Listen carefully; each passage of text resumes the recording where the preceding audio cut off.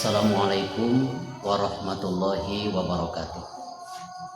Bismillah, alhamdulillah, wassalatu wassalamu ala rasulillah Sayyidina Muhammad ibn Abdillah wa ala alihi wa sahbihi wa mawala, amma ba'd.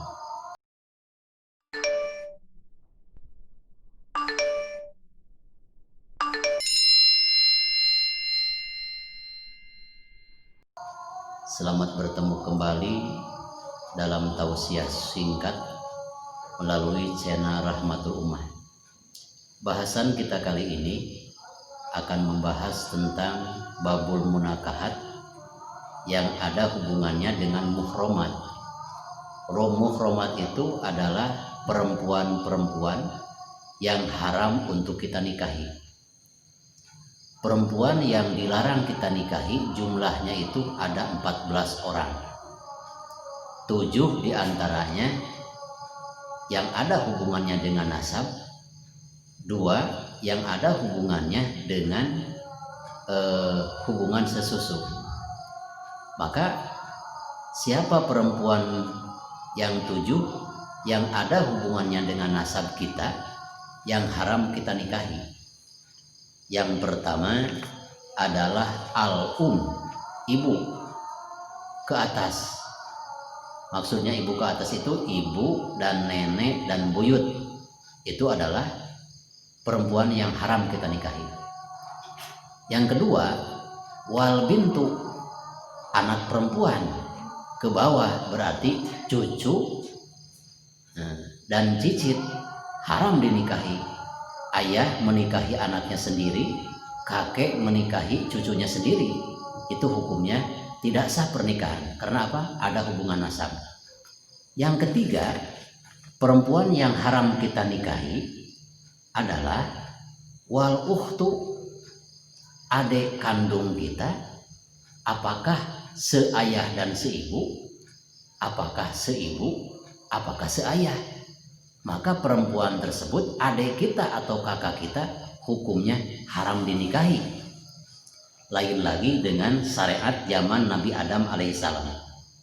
Yang keempat, perempuan yang haram kita nikahi adalah wal ammah, bibi daripada ayah kita atau adik ayah kita. Lalu dinikahi keponakan yang laki-lakinya mau menikahi kepada bibinya atau adik ayahnya, itu hukumnya haram. Karena bersentuhan kulit dengan bibi itu tidak batal wudhu. Yang kelima, perempuan yang haram kita nikahi adalah wal kholah. Wal kholah itu adalah bibi daripada ibunya. Kalau tadi bibi daripada ayahnya itu ammah. Kalau bibi dari ibu namanya kholah. Itu sama-sama diharamkan untuk kita nikahi. Yang selanjutnya, yang keenam adalah bintul ukhti. Bintul ukhti itu adalah keponakan kita yang perempuan dari saudara perempuan kita. Dan yang ketujuh adalah bintul akhi, anak perempuan atau keponakan perempuan ya, dari saudara laki-laki kita. Nah itu hukumnya sama-sama haram untuk dinikahi. Jadi ada 7 perempuan yang haram kita nikahi yang ada hubungannya dengan nasab.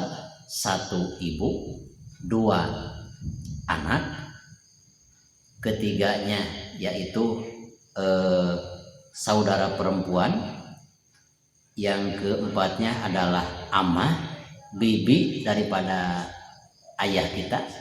Yang keenam, yang kelima adalah bibi daripada adik ibu kita. Yang keenam, perempuan yang haram kita nikahi adalah keponakan kita dari saudara laki-laki kita. Yang ketujuh, keponakan kita dari adik perempuan kita. Itulah yang haram kita nikahi. Yang kedua, ada lagi perempuan yang haram kita nikahi yang ada hubungannya dengan saudara sesusu. Siapa itu? Yang pertama, ibu yang pernah menyusui. 2, saudara sesusu kita. Dengan catatan ya, Misalkan kalau dulu kan, kalau istilah orang dulu, kalau seseorang misalkan sama-sama punya anak, si A punya anak, si B punya anak, cuma berlainan jenis. Si A mah anaknya laki-laki, si B mah, si ibu itu mempunyai anak perempuan. Ketika seorang ibu mau menyusui anaknya, tidak ada air susunya, akhirnya disusui kepada ibu tetangganya. Maka apabila si bayi laki-laki pernah menyusui kepada ibunya, ibu susunya, berarti itu hukumnya haram untuk menikahi. Karena itu apa? Statusnya ibu, walaupun ibu susu namanya. Itu misalkan si anak tersebut cepat gede, sampai-sampai usia 20 tahun itu Masya Allah sudah gede badannya. Kebetulan ibu yang pernah menyusuinya awet muda, kebetulan jadi janda, sehingga si anak tersebut ada rasa mencintai perempuan yang pernah menyusuinya. Itu hukumnya haram. Karena apa? Itu adalah ibu yang menyusui. Kedua, si anak laki-laki itu karena pernah menyusui kepada ibu tersebut, kebetulan si ibu tersebut mempunyai anak gadis. Berarti si pria tersebut dilarang menikahi perempuan yang sama-sama pernah menyusui kepada perempuan tersebut. Itu namanya saudara sesusu. Yang mana saudara sesusu itu diharamkan menikah kalau memenuhi dua syarat. Satu, ketika menyusuinya kurang dari 2 tahun, usianya kurang dari 2 tahun.